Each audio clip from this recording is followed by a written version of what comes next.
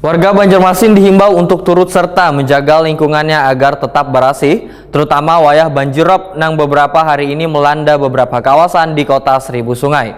Himbauan ini pun disampaikan Ketua Komisi 4 DPRD Banjarmasin, Wan mengingatkan warga selalu membersihi wadah penampungan banyu, serta menutupnya dengan baik agar kada menjadi terbentuknya jentik nyamuk.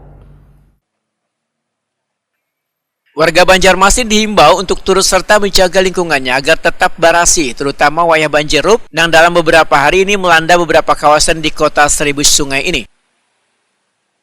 Himbauan ini disampaikan Ketua Komisi 4 DPRD Banjarmasin, Nelly Nistruani, Wahid-Takuni Prima TV. Politisi Partai Gerindra ini menyatakan, banjirop disertai dengan tingginya curah hujan terkadang bisa menimbulkan genangan yang bisa menumbuh kembangkan nyamuk demam berdarah, sehingga kada hanya banyu tergenang yang perlu diperhatikan, namun ratik-ratik serta selokan pun harus diperhatikan. Nelly Nistruani mengingatkan warga untuk membersihi wadah penampungan banyu serta menutupnya dengan baik agar kada menjadi terbentuknya jentik nyamuk.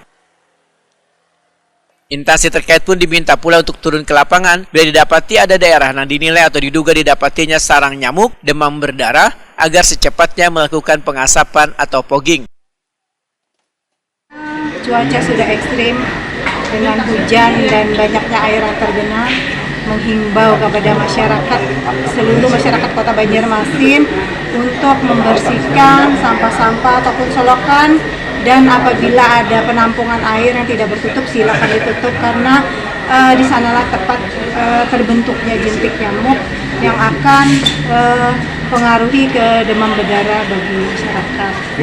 Kemudian untuk dinas-dinas kesehatan yang terkait minta tolong dilakukan fogging secara berkala setiap kelurahan, di data mungkin yang mana yang memang didahulukan dispesifikasikan untuk membasmi bibit-bibit dari jentik dari demam berdarah itu sendiri. Berarti kegiatan gotong royong ya Bu, membersihkan lingkungan?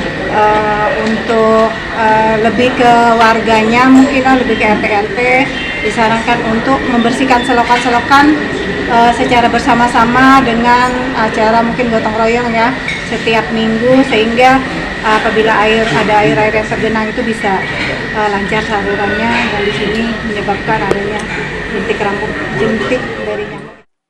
Nelly Nistruani berharap warga bisa secara bergotong royong untuk membersihi lingkungannya agar terhindar dari penyebaran nyamuk demam berdarah.